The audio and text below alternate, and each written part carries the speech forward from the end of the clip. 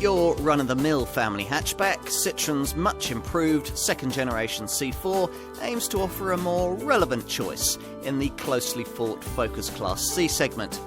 Refinement and comfort get prioritised over on-the-limit handling, while value pricing and super low running costs get the nod over fashionable trendiness and cutting-edge electronics.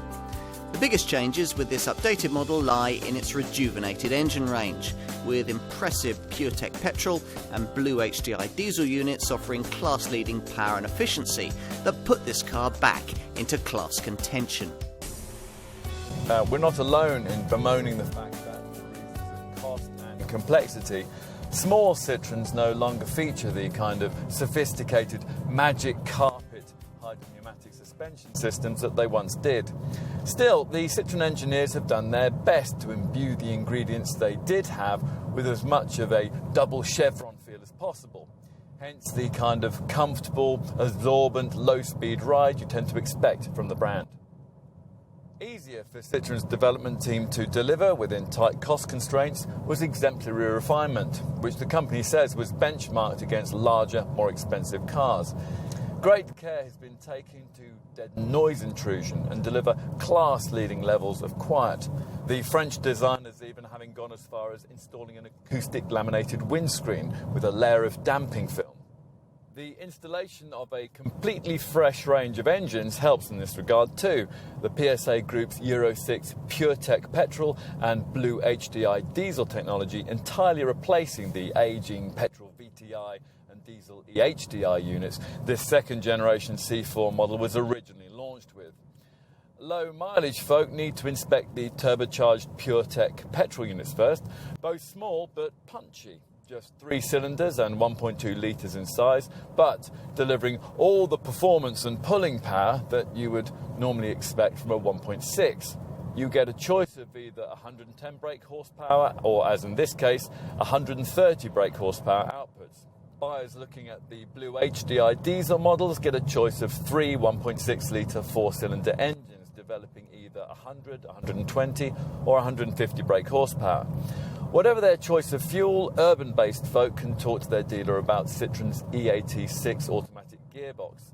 And in this guise, the car prioritises the easy, relaxed gait that suits it best. There are certainly more dynamically adept choices you could make in this segment, but this C4 adopts a quieter, more relaxed and arguably more sensible approach to family hatchback motoring. You might actually really like it. Citroen claims the styling of this improved second-generation C4 model to be fresher and more assertive. The improvements that have been made are subtle and, as usual with facelifted models, centre mainly on the front end, where below the clamshell bonnet, revised headlights feature 3D effect chrome-finished modules and LED light strips to suit the prevailing trend. Otherwise, things are much as they were, which, in terms of practicality, is a very good thing, given that raising the tailgate reveals a substantial 408-litre cargo area. If you need more space, then pushing forward the 60-40 split folding backrest reveals quite a step in the loading bay, but also a pretty decent level of space, 1,183 litres of fresh air. Does the large boot compromise space for rear seat passengers? Not significantly. You enter through wide door apertures that offer easy access. And find yourself inside, seated on a slightly raised rear bench that provides just about enough space for 3 adults on short to medium length journeys, assuming that they're on talking terms. And comfortable room for 2, who'll have plenty of head, shoulder and leg room on longer trips. Time to take a seat up front, where the sweeping single-piece dashboard and a smart centre console look sufficiently of the moment to disguise the age of this design. You're positioned quite comfortably too, and though the height-adjustable seats don't cosset your lower back as much as they probably should on longer trips, especially without the lumbar adjustment not included on entry-level trim, they do offer decent side support. When it comes to cost of ownership returns, Citroen has taken a massive step forward with this car, thanks to the installation of those high-tech Euro 6 power plants.